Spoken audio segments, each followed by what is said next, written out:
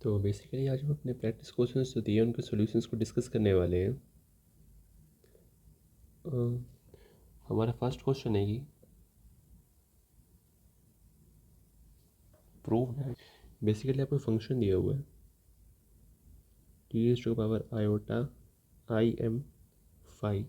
आपको प्रूव करना है कि जो फंक्शन है एक आइगन फंक्शन है एंगुलर मोमेंटम ऑपरेटर का इन जेड डायरेक्शन। तो बेसिकली जो एंगुलर मोमेंटम ऑपरेटर होता है जेड डायरेक्शन में वो इस फॉर्म को कुछ होता है -i/d/d⁵ इस फॉर्म को होता है। जो इस पर आप इसे पे अप्लाई करेंगे तो आपको मिलेगा -i/d/d⁵ e/i/m⁵। इसे आप कंप्यूट करेंगे तो आपको मिलेगा im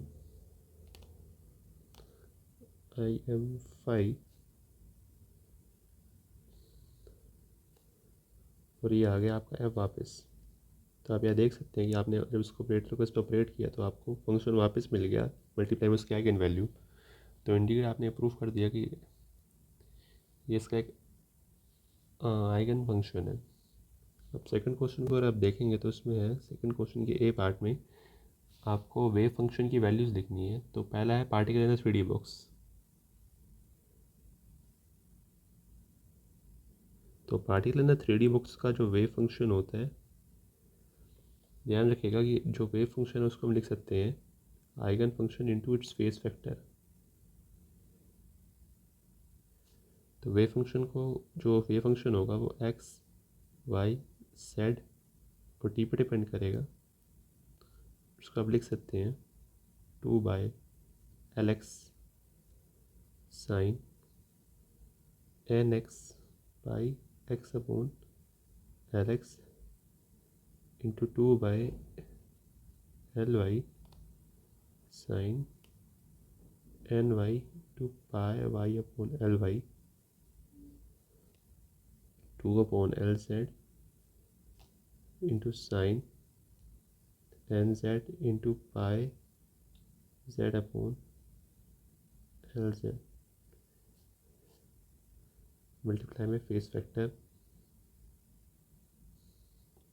where energy is equal to nx² plus ny² plus nz² z²/8m। तो ये हो गया पहले वाले का वेव फंक्शन। जब बात करते हैं बी की तो वो है पार्टिकल ऑन अ रिंग। तो पार्टिकल ऑन अ रिंग का जब वेव फंक्शन लिखेंगे तो वो डिपेंड करेगा फाई पे और टी पे। वो कुछ इस फॉर्म का आएगा 1/√2π iota im into phase factor. जहाँ पे जो एनर्जी है वह m² अपॉन 2i। जहाँ पे i मोमेंट ऑफ इनर्सी है m into r square, electron का मास इंटू r स्क्वायर। और c वाला हमारे पास है 2p/z orbital of hydrogen atom. तो आपको ध्यान होगा कि वेव फंक्शन जो लिखते हैं सब r थीटा फाई की फॉर्म में लिखते हैं। तो पहले आप लिखते हैं उसका रेडियल पार्ट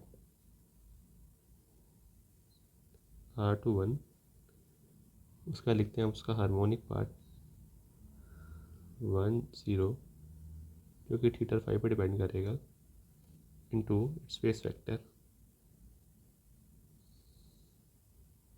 तो उसका रेडियल पार्ट है r/2√6 1/a⁵ into e⁻⁻r/2a0 3/4π whole under root into cos theta. तो e⁻⁻ n upon E T,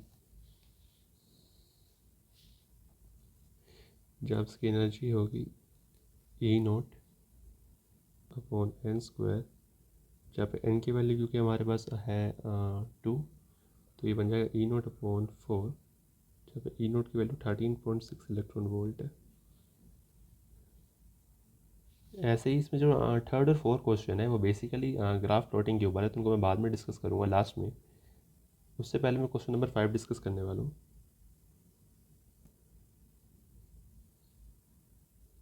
question number 5 में आपको शो करना है कि जो 1s ऑर्बिटल वेव फंक्शन है वो नॉर्मलाइज्ड है। तो हमारे पास वेव फंक्शन है कुछ इस फॉर्म का 100 into 1 upon √π 1 upon A note 3⁻² into e⁻⁻r upon A note.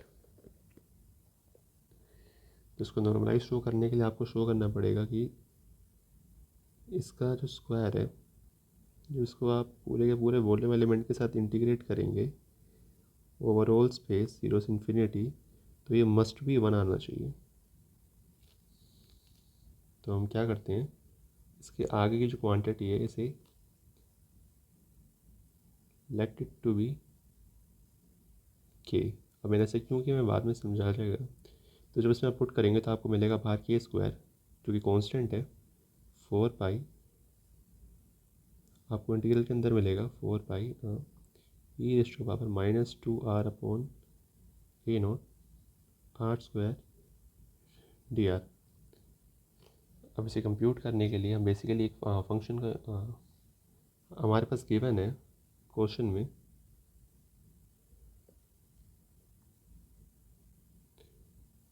x⁻n e⁻−ax upon dx is equal to n factorial upon a⁻n+1।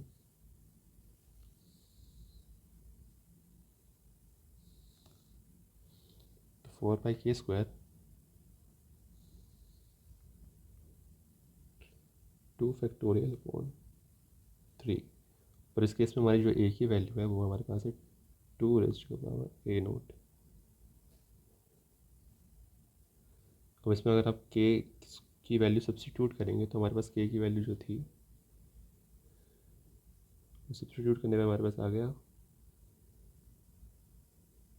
तो जब आप के स्क्वायर की वैल्यू आप पुट करेंगे तो आपको मिलेगा upon pi a⁻3,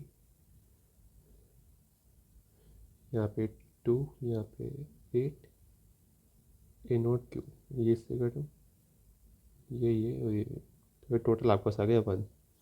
so hence it is normalised.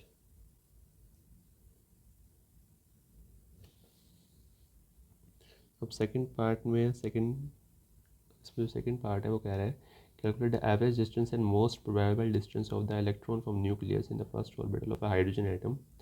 तो बेसिकली मोस्ट प्रोबेबल डिस्टेंस निकालने के लिए हम नहीं, उससे पहले हम एवरेज डिस्टेंस निकालने के लिए हम एक्सपेक्टेशन वैल्यू फाइंड आउट करेंगे आर की, जो कैलकुलेट करने के लिए हम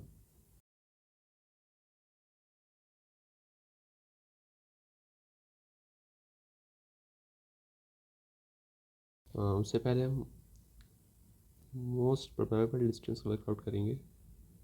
तो बेसिकली मोस्ट प्रोबेबल डिस्टेंस का मतलब है कि वो पॉइंट जहाँ पे उसकी मिलने की प्रोबेबिलिटी मैक्सिमम हो। तो जैसे कि मैं पता था कि हमारे पास जो वेव फंक्शन है वो गिवन है 1 अपॉन मान लेता हूँ कि जो आगे का पार्ट है कांस्टेंट है e⁻⁻r अपॉन a नोट। तो बेसिकली इसमें वो पॉइंट निकालने के लिए जहाँ पे मोस्ट प्रोबेबल डिस्टेंस हो आपको इसकी रेडियल प्रोबेबिलिटी डिस्ट्रीब्यूशन को देखना पड़ेगा। क्योंकि ऑब्वियसली जब आप वेव फंक्शन को नॉर्मली अगर आप देखेंगे उसको अगर आप प्लॉट करके तो आप देखेंगे कि इसको मिलने का कि ये कुछ ऐसे फॉर्म का होगा। और इवन अगर आप साइज स्क्वायर को भी देखेंगे तो भी वो कुछ इस फॉर्म का ही होगा, यानी कि इसको यहाँ पे साइज स्क्वायर की जो मैक्सिमम वैल्यू है वो r=0 पे, यानी कि न्यूक्लियस पे, जो कि फिजिकली पॉसिबल नहीं है। तो इसलिए हम रेडियल प्रोबेबिलिटी डिस्ट्रीब्यूशन को देख रहे हैं इस केस में। इसीलिए जो प्रोबेबिलिटी है वो कहीं भी मिलने की साई स्क्वायर 4πr² dr है, यानी कि हमें इस टर्म को मैक्सिमाइज़ करना पड़ेगा। तो इसको मैक्सिमाइज़ करने के लिए अगर देखेंगे तो आपका फंक्शन है r² इंटू आपका साई स्क्वायर हो गया e⁻²r/a0 is need to be maximised. Basically आपकी जो भी प्रोबेबिलिटी है वो इस टर्म पे डिपेंड कर रही है। अगर ये टर्म आपकी मैक्सिमम होगी तो आप पार्टिकल की उस पर्टिकुलर पॉइंट पे प्रोबेबिलिटी फाइंड आउट करने की भी मैक्सिमम होगी। तो जब इसको मैक्सिमम करेंगे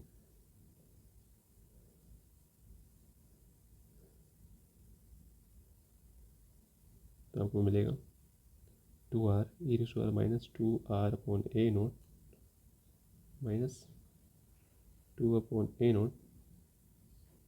r² e⁻²r/a0।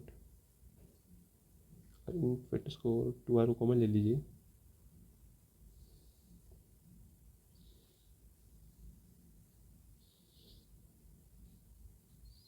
r/a0। तो बेसिकली आपके पास पॉइंट आ गए r=, जब इसको जीरो के इक्वल पुट करेंगे क्रिटिकल पॉइंट्स निकालेंगे आपके पास आ गया r=0 r=a0। आपको पता है r=0 पे न्यूक्लियस है तो ऑफकोर्स वहाँ पे पार्टिकल ना मिलने की प्रोबेबिलिटी ज़ीरो होनी चाहिए। इसका मतलब कि r=a is the most probable distance to find 1s electron. ठीक है, तो बेसिकली r=a तो मोस्ट प्रोबेबल डिस्टेंस आ गया। हम बात करते हैं एवरेज डिस्टेंस की।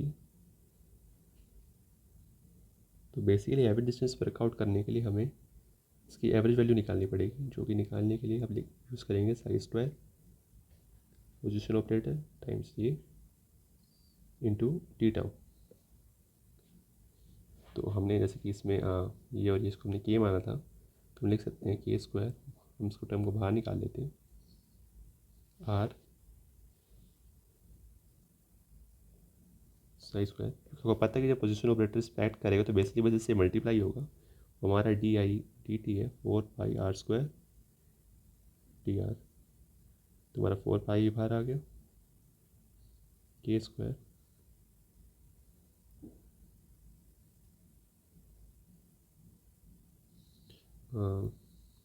बेसिकली जब आप इसमें से उसको बाहर निकालेंगे कि इस वाला टर्म को e⁻² है तो आपको मिल जाएगा -i/2r/a0।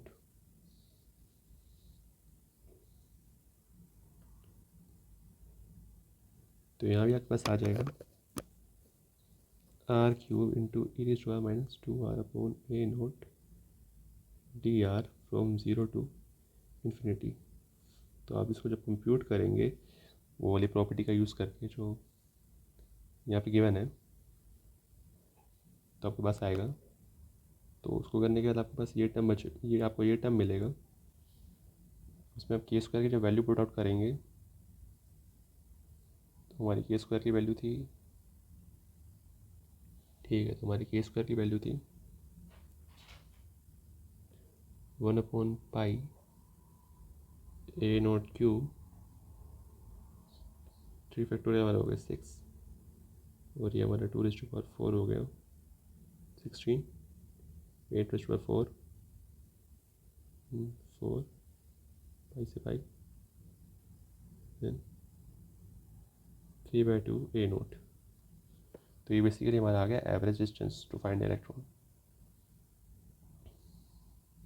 तो ऐसा हम कर सकते हैं इस क्वेश्चन को सोल्व। और हम क्वेश्चन नंबर 6 स्टार्ट करते हैं। तो बेसिकली क्वेश्चन नंबर 6 में आपको दिया हुआ है कि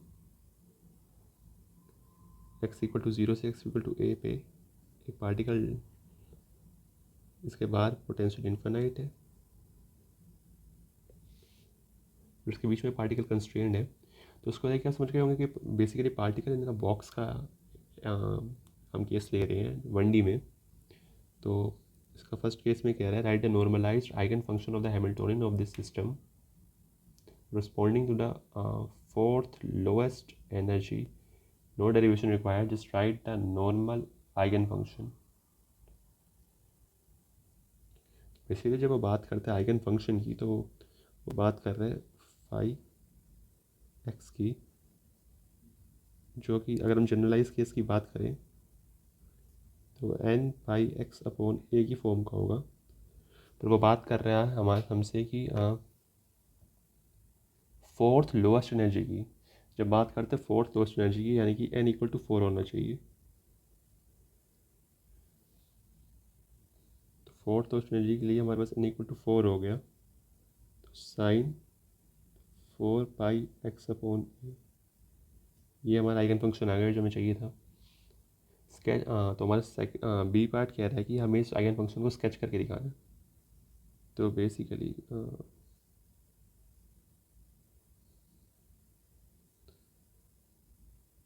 अगर इसे स्केच करूँ तो मान लीजिए 0 पॉइंट है, ये पॉइंट ए है, इसका पॉइंट जो मिड है ये a/2 है, ये वाला पॉइंट a/4 है, और ये वाला पॉइंट 3a/4 है। ठीक है, अब हम जानते हैं कि 0 पे और ए पे इसकी वैल्यू 0 होने वाली है, क्योंकि ऑफकोर्स बाउंड्री कंडीशंस पे पार्टिकल एग्जिस्ट नहीं कर सकता। और जब इसमें वैल्यू पुट करके देखेंगे तो आप रियलाइज़ करेंगे कि a/2 a/4 3a/4 पे भी पार्टिकल की प्रोबेबिलिटी मिलने की 0 होने वाली है। तो बेसिकली इसका जो आइगन फंक्शन बनेगा वो कुछ इस फॉर्म का बनने वाला है, और जो मैक्सिमम वैल्यू होने वाली है इसकी, ये 2/a कुछ होने वाली है। तो इसका आइगन फंक्शन कुछ ऐसे दिखाई देगा। अब सी पार्ट में वो हमारे पास है कि is the eigen function of part A also an eigen function of momentum operator. तो बेसिकली अगर मोमेंटम ऑपरेटर की बात करते हैं तो क्या आता है -i/dx इन 1D। ठीक है, अब बेसिकली इस केस में जो हमारे पास ये फंक्शन है 2/a साइन 4 पाई एक्स अपॉन ए, इस पर अगर आप ध्यान से देखेंगे तो ये इसका आइगन फंक्शन नहीं है। क्यों, इस पर बताने के लिए इसको ऑपरेट कर लीजिए 2/a। जब इस पर आप ये ऑपरेट करेंगे तो आपके पास आएगा कोस 4 पाई एक्स अपॉन ए और a अपॉन 4 पाई। अब यहाँ पे ये सब कॉन्स्टेंट्स है, यहाँ पॉसिबल नहीं है। जो हमारा फंक्शन था वो साइन की फॉर्म का था, पर यहाँ पे कोस के टर्म आया है, hence psi is not an eigen function of momentum operator in this case.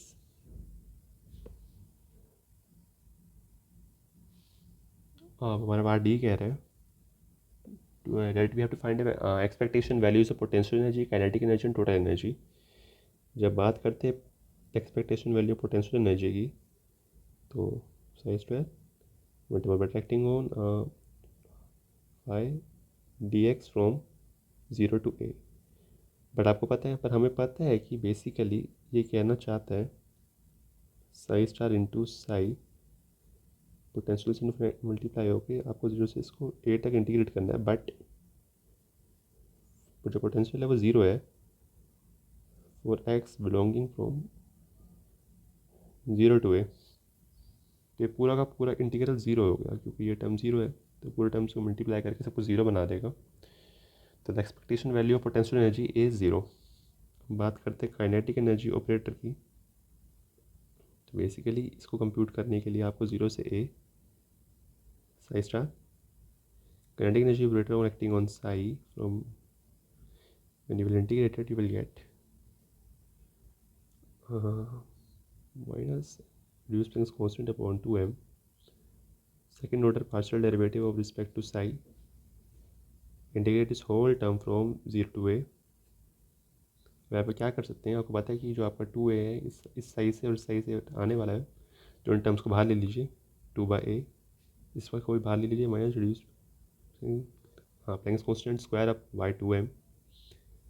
ये टर्म आपका आ गया साइन 4 पाई एक्स अपॉन ए। इसको जब आप 2 बार इंटीग्रेट करेंगे तो आपके पास आएगा साइन 4 पाई एक्स अपॉन ए माइनस में 4 पाई ए का होल स्क्वायर बाहर आ जाएगा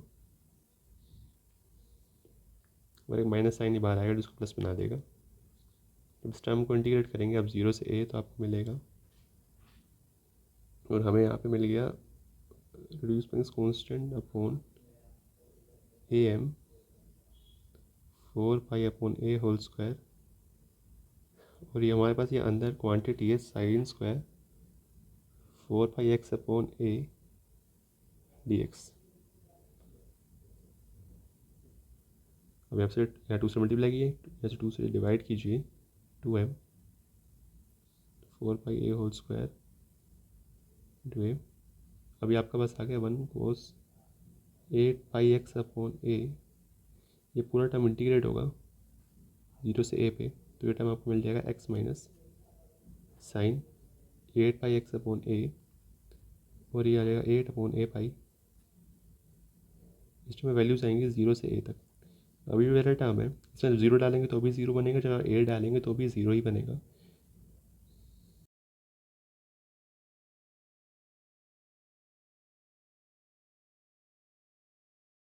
ये टर्म आपको देगा एक a, तो इसको यहाँ कैंसिल कर देगा, तो reduce Planck's constant upon 2m 4 pi a whole square. ये आ गया यहाँ पे काइनेटिक एनर्जी की एक्सपेक्टेशन वैल्यू। और जब हम बात करते हैं टोटल एनर्जी की एक्सपेक्टेशन वैल्यू की, तो बेसिकली हम जानते हैं कि टोटल एनर्जी की एक्सपेक्टेशन जो वैल्यू होगी वो kinetic energy expectation value plus potential energy expectation value के इक्वल आती है। तो एक काइनेटिक एनर्जी, क्योंकि ये टर्म 0 है, तो ये भी इक्वल होगी reduce Planck's constant upon 2m 4 pi upon a whole square के। ठीक है, इसके बाद हम क्वेश्चन नंबर 7 में मूव ऑन करते हैं। ठीक है, तो क्वेश्चन नंबर 7 में हमें दिया गिवन है कि जो ई एन है बेसिकली हाइड्रोजन आइटम के लिए, तो वो गिवन है हमें पास m e⁴ 8 epsilon naught square h square n square. ठीक है, इसका लिख सकते हैं minus E0 upon n square. तो बेसिकली यहाँ पे आपसे पूछा गया है कि what is the minimum amount of energy required to ionise hydrogen atom in its ground state. तो बेसिकली आप जैसे जानते हैं कि हाइड्रोजन एटम में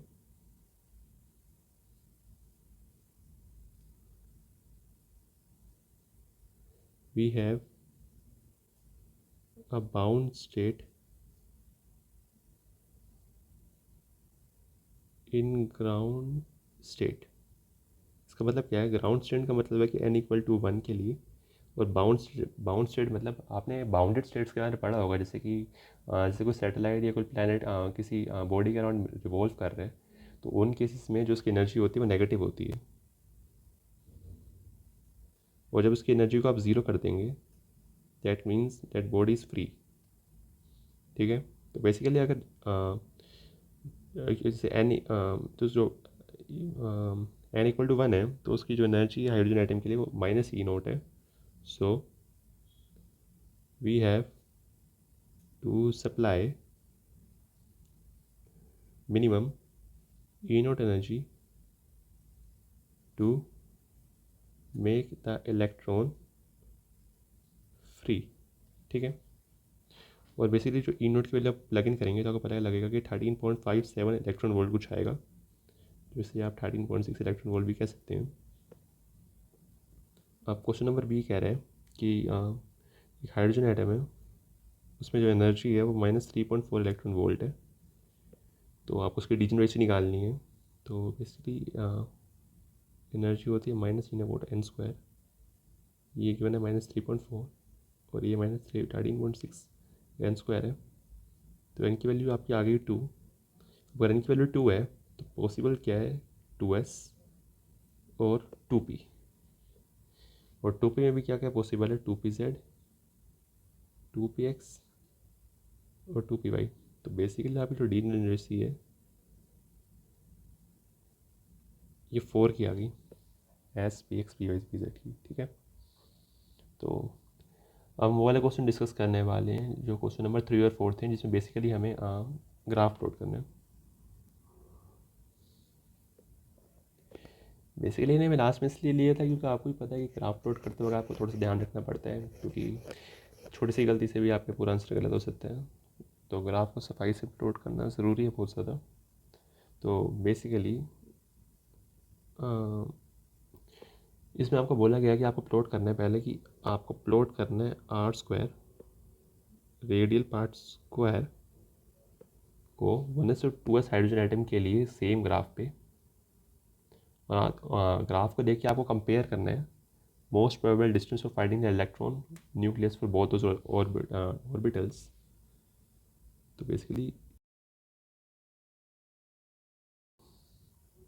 हमें गिवन है जो R10 है वो है डायरेक्टली प्रोपोर्शनल है e⁻⁻r/a0 के। जब आप इसका आर स्क्वायर लेंगे तो ये डायरेक्टली प्रोपोर्शनल होगा r² इंटू -r/a0 के। जब इसमें डिफ्रेंशिएशन करेंगे तो आपको पता लगेगा कि r=a0 पे मोस्ट प्रोबेबल है, यानी कि बेसिकली जब आप अपलोड करेंगे वनस के लिए तो आपको कुछ ऐसा मिलेगा। इसकी जो पीक है ये A0 पे है, ठीक है। ऐसे ही जब बात करते हैं 2s की तो ये डायरेक्टली प्रोपोर्शनल है 2 -r/a0 के e⁻r/2a0। यहाँ पे 2 कंसिडर कर लीजिए। तो जो r² है ये डायरेक्टली प्रोपोर्शनल होगा r² -2r/a0 whole square e⁻r/a0 की। तो बेसिकली जब इसमें डिफ्रेंशिएट आप करेंगे तो आपको पता लगेगा। तो इसमें बेसिकली आपको पता लगेगा कि r=2a0 पे एक रेडियल नोड है, यानी कि यहाँ पे इसकी वैल्यू 0 होने वाली है, यानी कि यहाँ पे इसकी वैल्यू 0 होगी पक्का। और आपको पता लगेगा कि ये स्टार्ट यहीं से ही करेगा। और आपको पता लगेगा कि r=5.23 a0 पे इसका पीक आएगा। और उसका जो फर्स्ट पीक है वो r= इसका सेकंड पीक इतने पे आएगा। उसका जो फर्स्ट पीक है वो 0.76 a0 पे आएगा। ये बेसिकली मैंने r² का जो मेरे को फंक्शन दिया हुआ है उसको डिफ्रेंशिएट करके इसके मैक्सिमा निकाले थे। तो ये दोनों मुझे पीक ऐसे मिली हैं और इन पर जब मैं वैल्यू डाल के देखूँगा तो यानी कि मेरी फर्स्ट पीक यहाँ पे आएगी और सेकंड पीक मेरी कुछ यहाँ पे आएगी। तो इन पर जब मैं वैल्यूज डाल के देखूँगा तो मुझे एक आइडिया मिलेगा कि मेरा जो ग्राफ है वो कुछ यहाँ स्टार्ट होगा, यहाँ से एक पीक आएगी, यहाँ पे 0 पे जाएगा और 0 पे जाके मान लीजिए अगर 4a0 है तो ज़रूर यहाँ पे 5a0 होगा, क्योंकि 5.23 पे पीक आई है तो ज़रूर यहाँ पे नेक्स्ट पीक है वो यहाँ पे आएगी 5.23 पे और एक्सपोनेंशियली डिक्रीज़ कर जाएगा। अगर आपको थोड़ा सा और सही तरीके से ड्रॉ करने का ट्राई करूँ एक बार तो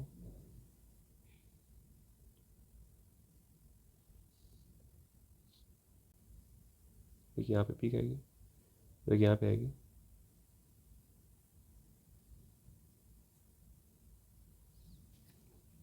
टू मिनट पे 0 जाएगा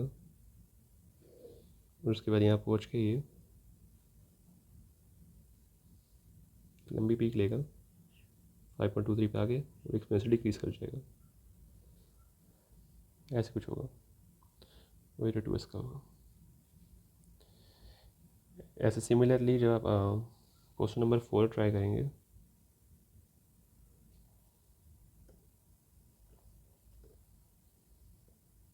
तो बेसिकली क्वेश्चन नंबर 4 में हमें काउंटर प्लॉट ड्रॉ करना है 2pz का और 3pz का।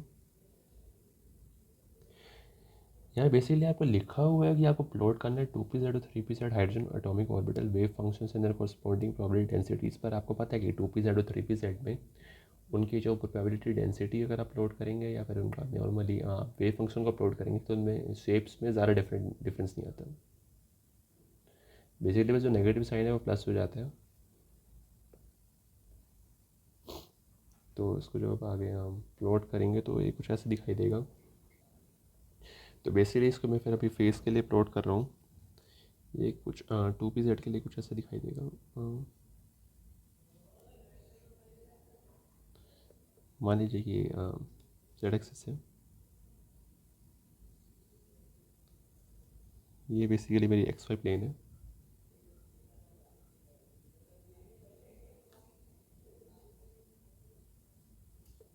ठीक है, इसके ऊपर और इसके नीचे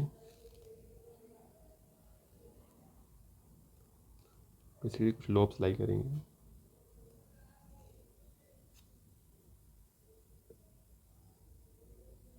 आप चाहे तो उन्हें थोड़ा पास भी बना सकते हैं।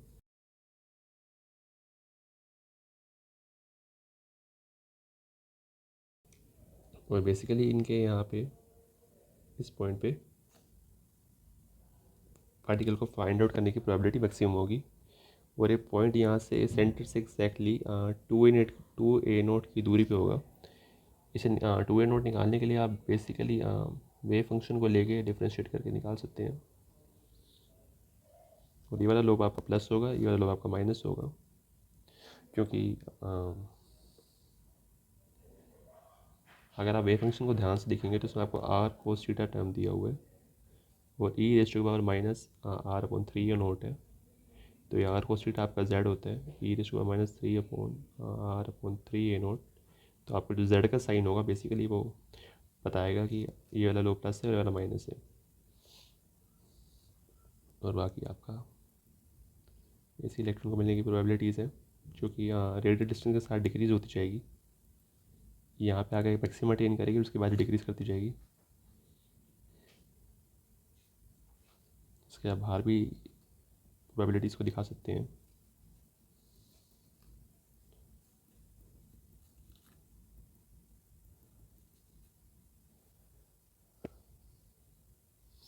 ऐसे ही अगर आप बात करते हैं 3p-z की,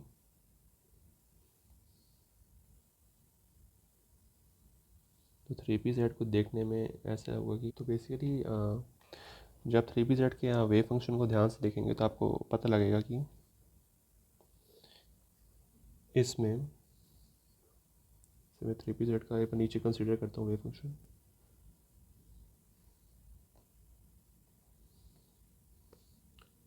थ्री पी जेड में इसका जो वेव फंक्शन है कुछ ऐसा है कांस्टेंट, जो रेडियल वेव फंक्शन है वो है कांस्टेंट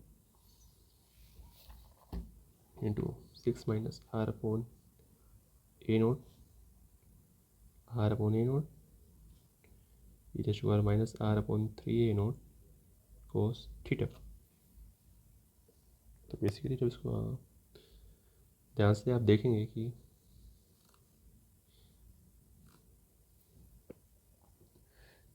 और आपका अगर आप 2p का वेव फंक्शन देखते हैं तो ये कुछ ऐसा था,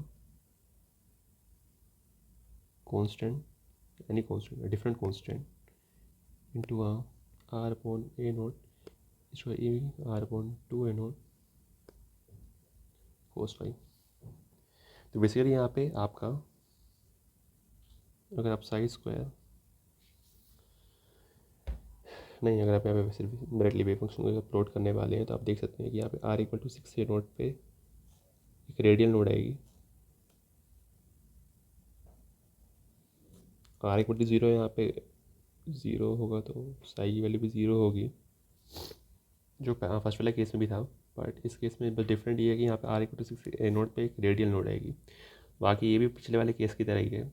तो इससे इसका जो ग्राफ होगा वो डिफरेंट किस तरीके से बनेगा ये हम देखते हैं।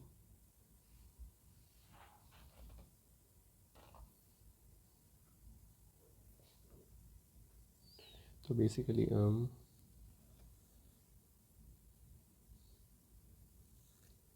मैं मानता हूँ कि ये एक्स वाई प्लेन है, ये आपकी जेड एक्सिस है हमें पता है कि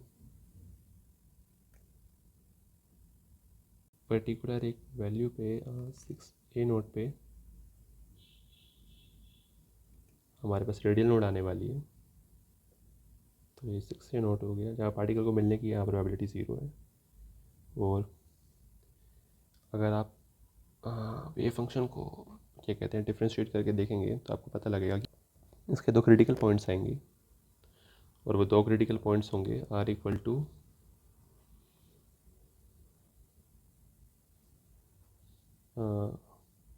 आपका पहला क्रिटिकल पॉइंट होगा 4.242 नहीं। तो आपके पास दो क्रिटिकल पॉइंट जो आएंगे वो पहला आपका क्रिटिकल पॉइंट आएगा, एक आपका क्रिटिकल पॉइंट आएगा 10.242a0 पे, जहाँ का पार्टिकल की मिलने की प्रोबेबिलिटी आपकी मैक्सिमम होनी चाहिए। और दूसरा आपका जो क्रिटिकल पॉइंट आएगा वो होगा आपका 1.758a0 पे। तो बेसिकली इसमें जब आप अपना फंक्शन लोड करने जाएंगे तो आपको पता लगेगा कि यहाँ पे जो नोड आया है आपका 6a0 पे, उससे बहुत पहले यहाँ पे बेसिकली आपका एक मैक्सिमम प्रोबेबिलिटी का रीजन आ चुका होगा।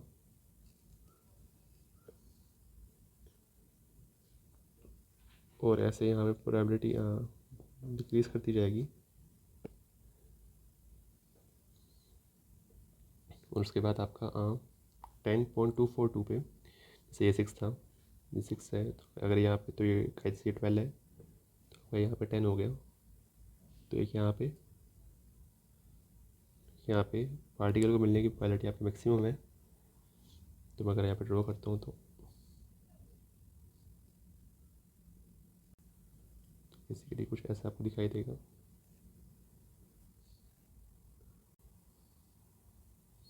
जहाँ पे अंदर ऐसे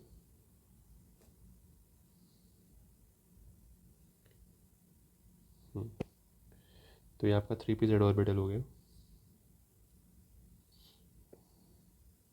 बेसिकली मान लीजिए कि आपका ये वाला पार्ट जो था ये नोड है, इसके बीच का जितना भी ये वाला पार्ट है इसको मैं एज ए नोड रेफर कर रहा हूँ। मान लीजिए कि ये नोड ये वाला पार्ट ना होके पूरा का पूरा पार्ट नोड है, और ये वाला पूरा पार्ट भी नोड है, ठीक है। और यहाँ पे मिलने की प्रोबेबिलिटी पार्टिकल को फाइंड आउट करने की 0 है नोड में। और इस वाले पार्ट को आप लिख सकते हैं, ये कोस थीटा आर को आप लिख सकते हैं जेड, यहाँ पे कॉन्स्टेंट्स है, ये भी आपका हमेशा पॉजिटिव रहेगा, ये पॉजिटिव रहेगा, और 6 माइनस r/a0। तो बेसिकली जब मैं साइन की बात करता हूँ तो 6 माइनस जो r/a0 है, ये इस नोट से पहले इसकी वैल्यू पॉजिटिव है तो z पे डिपेंड करेगा। तो ये ऊपर वाला जो लोब है ये प्लस का है,